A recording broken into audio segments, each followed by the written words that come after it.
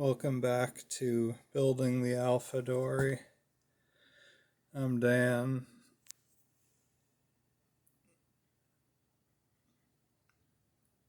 And this is a project to build a beachcomber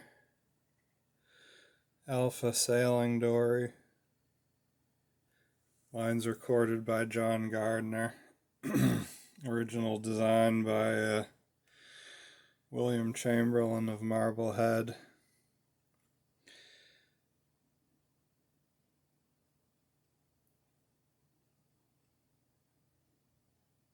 Today we're going to cut out some frames.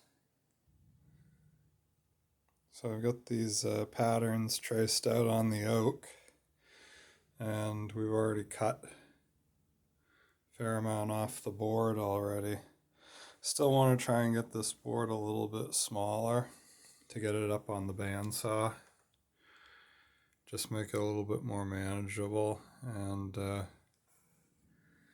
give me a little bit better line while I'm cutting if I'm able to control the board. So yeah, we'll get to it.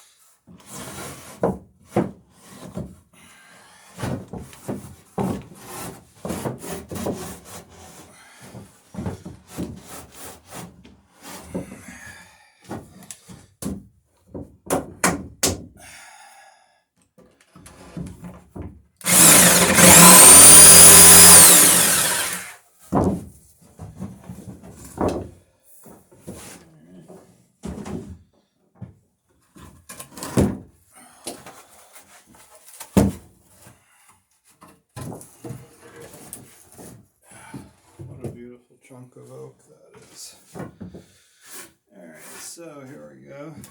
There's the frames. Broken down into a manageable size piece of wood. This is frames 2 and 3. They're both the same frame. So take this over to the bandsaw and start cutting it out.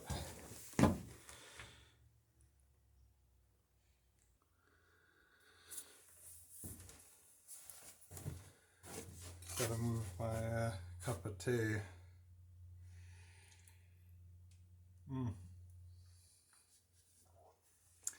It's Bigelow's Lemon Lift. Good stuff. With a shot of simple syrup and probably 3 shots of cream in it.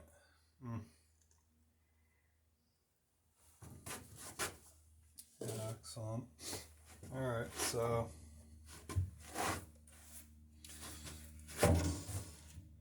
looks like we got the guide at just about the right height.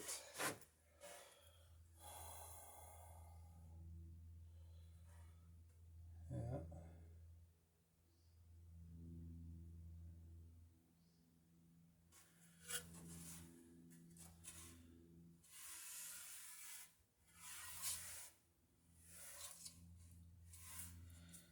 Looks like we'll be good on that.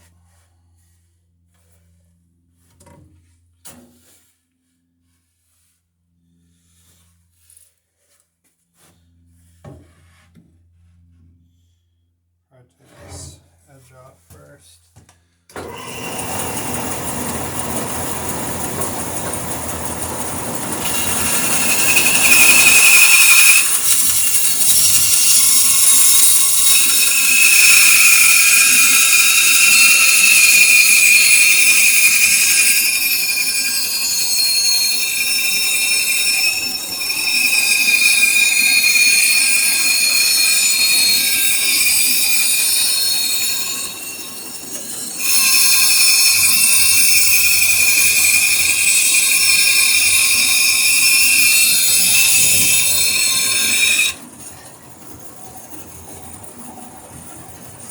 Looks like it might be a fair amount of waste, but it's actually almost all sapwood. You can see it's sapwood right to here.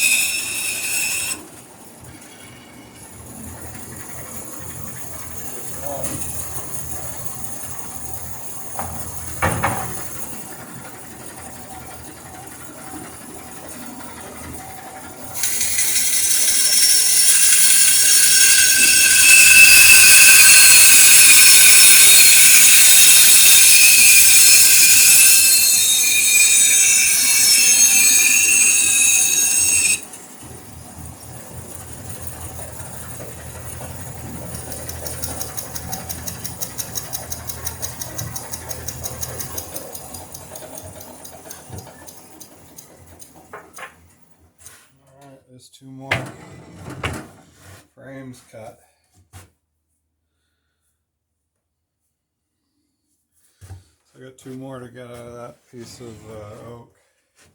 Those are either side of the transom. I'm going to have to cut the transom out first before I take those out, though, I think. That's probably the way to do it.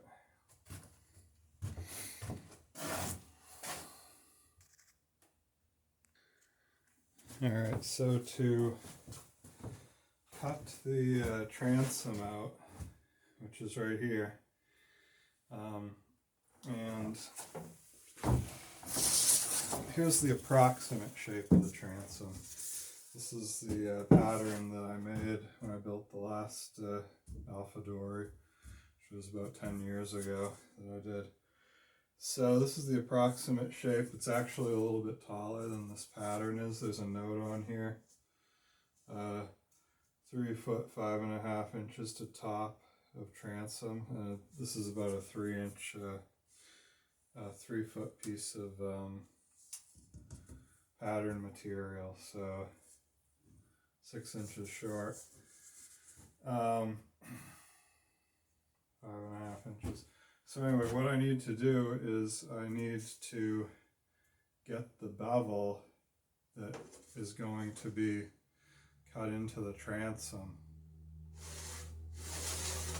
So that when I cut this piece of wood out, I'll be cutting the bevel into it with the circular saw. So to do that, I gotta head inside and take a couple bevel gauge measurements off of the plans, which I probably should get a photocopy of the lines, even though I've got all the patterns and everything out here. You know, just to have it out here so I don't get the book dirty too. But yeah, I'll go grab that bevel angle, and then come back out here and set the saw.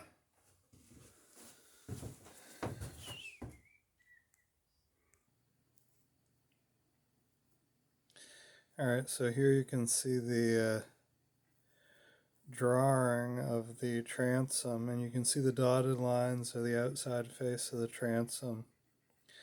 Solid lines are the inside face of the transom, so you can see the transom is smaller on the outside than on the inside, and that's because of the way the sides tuck in at the transom. The transom is a 3-dimensional piece of wood, so it's got some thickness to it, and the curvature of the sides makes the inside and outside face different. So here's the transom, and the easiest way to get a pretty close approximation to the bevel that the transom is going to need is to measure the angle between the face of the transom and the angle between the steepest incoming plank, which will be the shear plank. So what I'm going to do is put the bevel gauge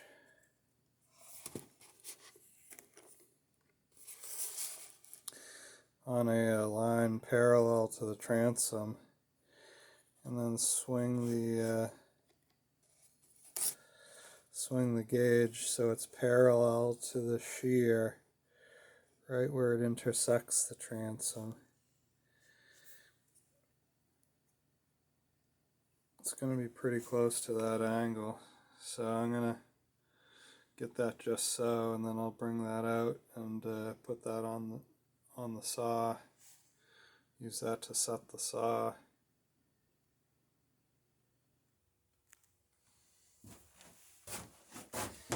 Alright, so we got the angle.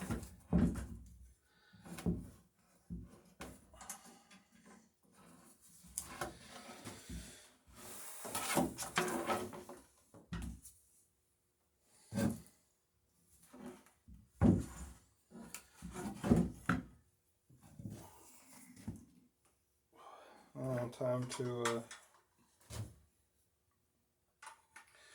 transfer it to the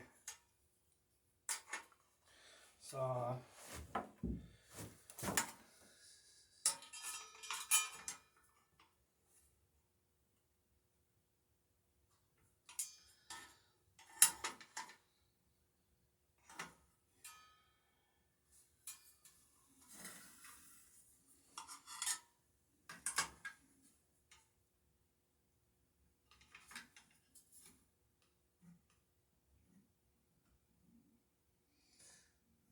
Okay, that's about it right there.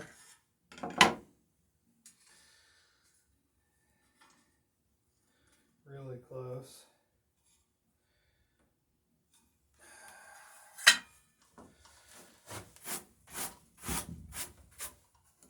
Let's see if I can give her a tiny bit of extra room without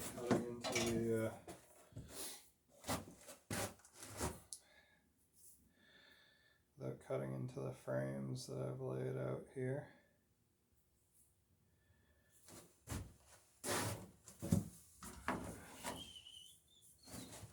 I'm going to extend the transom lines out so I can come in exactly on those lines, right to the edge of the wood.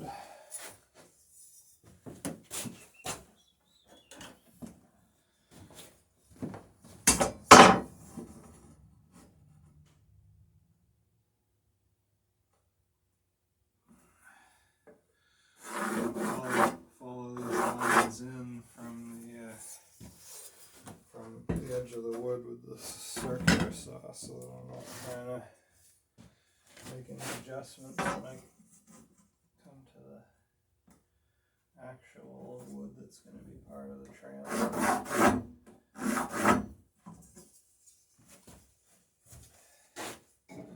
Yeah, so those lines put me off into the sapwood, but that part of the board isn't going to end up in the transom itself. Let's see.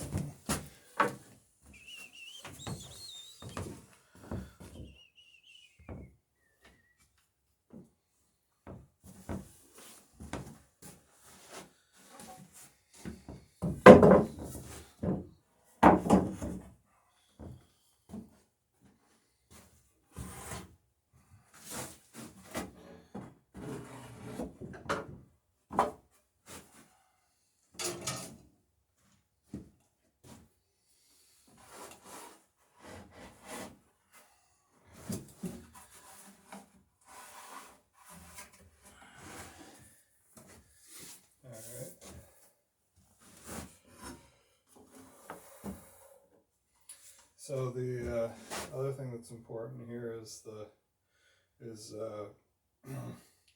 which side is going to go inside and which side is going to go outside.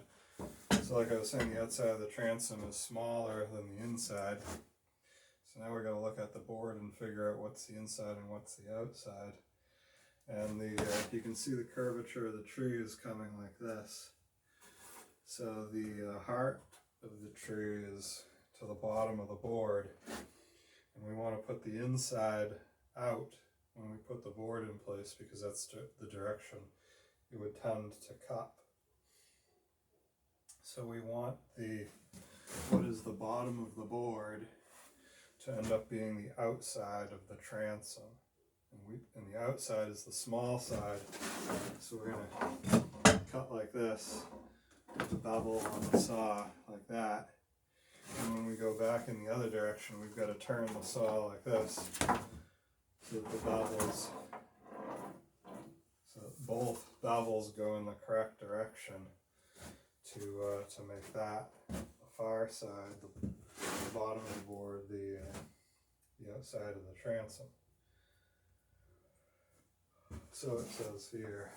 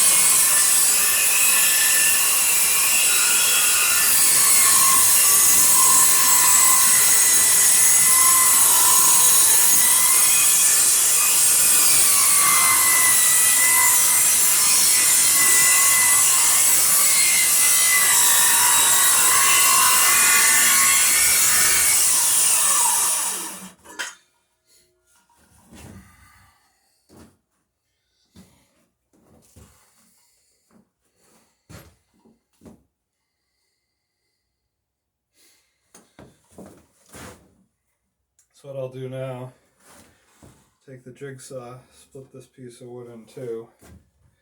That way I can come in on an open side with the beveled circular saw. I won't have to do a beveled plunge cut, which is a bit of a pain in the butt.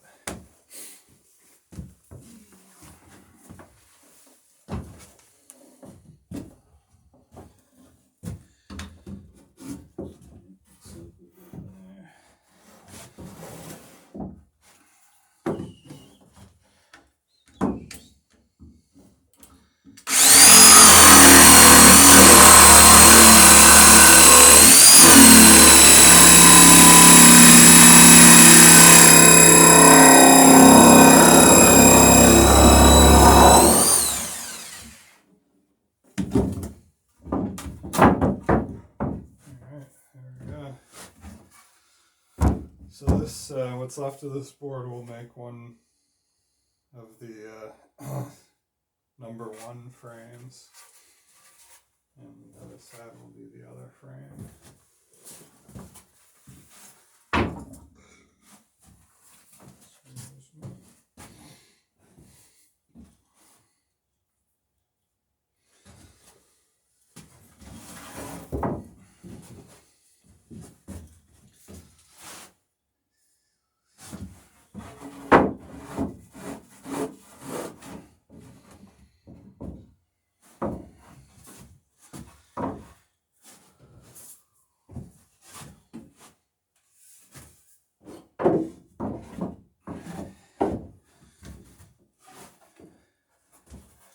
So I want this thing to stay stable during the entire cut.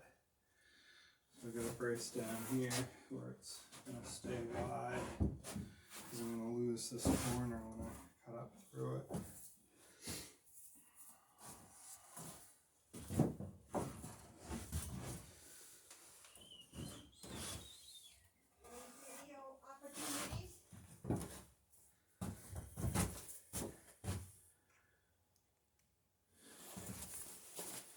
Alright, so I just made the other cut and forgot to turn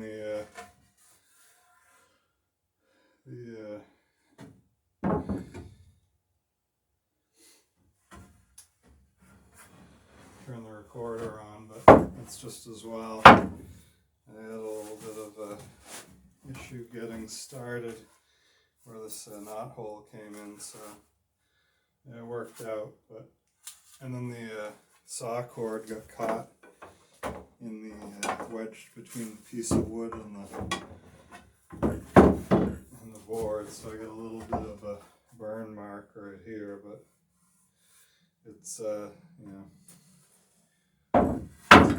not deep enough that it won't plane out really easily when I clean up that edge, so it's not a big deal.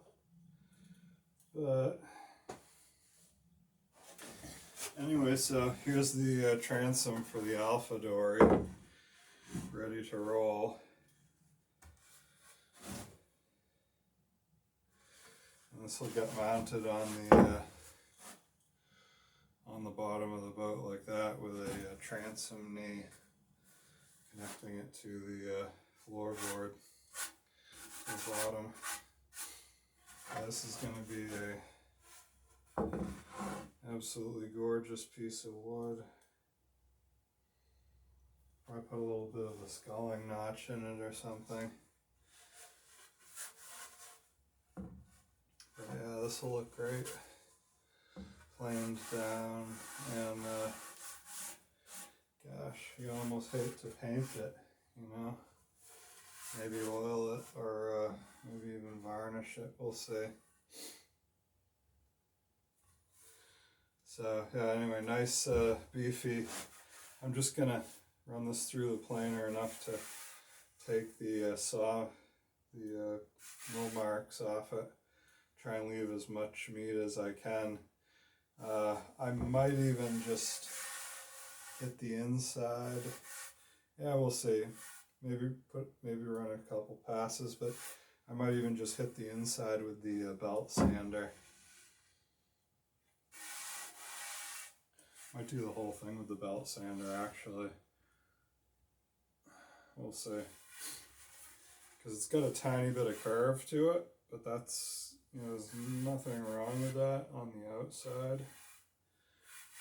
Yeah, it wouldn't take much to take it out planer either. Yeah, it's gonna look gorgeous. And then, yeah, so we got a radius that's gonna get cut into the top of the transom. I'll make that final cut once I've got the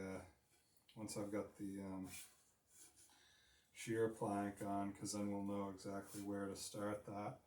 And then it's going to have a little notch for a sculling oar, and this will get angled when I radius the transom, so it'll have sort of an acute angle there. But and then there's a cleat that goes across here to reinforce this along the grain, keep this from cracking or warping. So the cleat runs in this direction and gets screwed and glued. It's going to be a gorgeous stern. Nice big chunk of wood. I mean, it's a 21-foot boat, so it's going to have a pretty good size transom to it. But yeah, it's a beautiful piece of wood to get it out of. The other option is if you don't have a chunk of oak that big, you could always do this up in 2 pieces out of a significantly narrower board. So what you would do is, see if I can find a plank to demonstrate with. Yeah, okay. So what you would do if you were cutting this transom out of a smaller board, this isn't a whole lot smaller, but say it's something this wide or even narrower, you'd run one board like this, and this is what you do with a bank Dory anyway. You'd run one board like this. Alright, so cut the transom out of.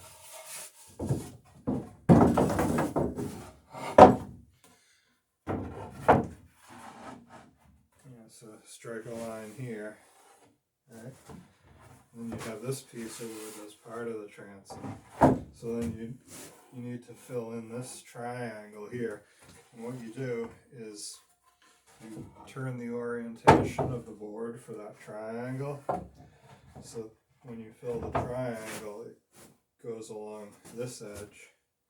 So you got grain running this way, and then the piece you fill in, the grain runs this way, and that way both of these corners are supported by grain that runs along them, rather than grain that runs straight across them, where they're more vulnerable to cracking and breaking off because they're not supported. And like I said, the Swampscott Dory